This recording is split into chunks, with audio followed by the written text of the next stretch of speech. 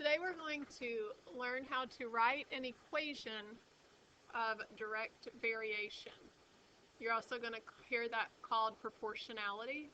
The direct variation and proportionality are interchangeable. So the vocab that we're going to talk about is direct variation and then constant of variation, which you'll hear us refer to as the constant of proportionality often as well. So direct variation, this is the definition to that vocabulary, is a linear relationship between two variables that can be written in the form y equals kx or k equals y over x, where k, of course, cannot equal 0. That k actually stands for the constant of proportionality. So in the y equals kx, we're saying that's the equation where we actually know what the constant of proportionality is. The k equals y over x is the equation that we'll use when we have to determine the constant of proportionality. So anytime that you find something is proportional, which we've already figured out how to do to determine if things are proportional, now once we determine that they are proportional, we'll be able to find the constant of proportionality.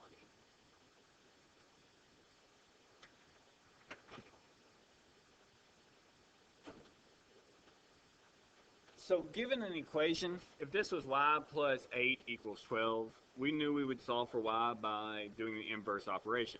The same holds true here, where I'm going to try to solve for the y, and so I'm just going to work through balancing my equation. So what would that look like? That would look like subtracting 8 from both sides. Now we can't actually perform x minus 8, so I'm left with the answer y equals x minus 8.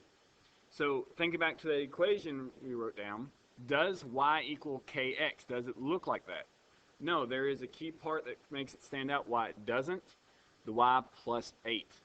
So the fact we're seeing, minus 8. The x minus 8 did not fit in with our equation. So we know that this is not an equation for constant proportionality or direct variation.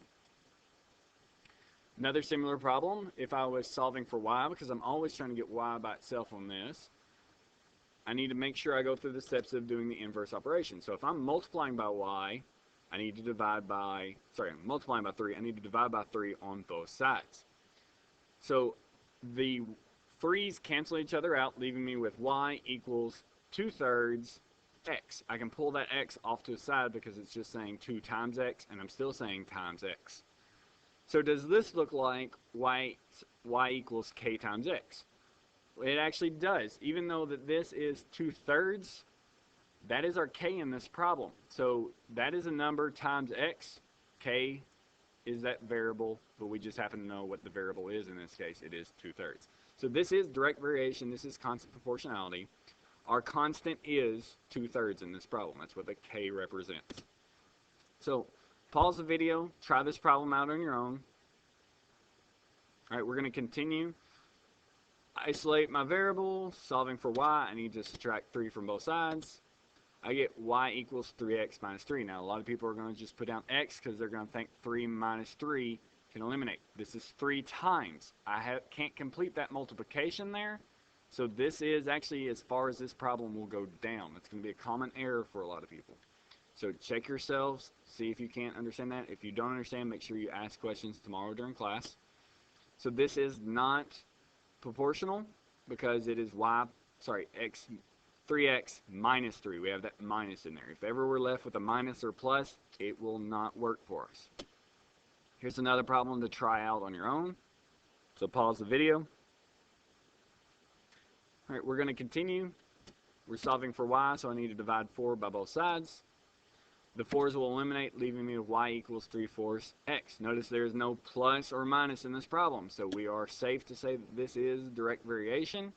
Our constant in this case is 3/4. All right, if you need to review anything in this video, please do so.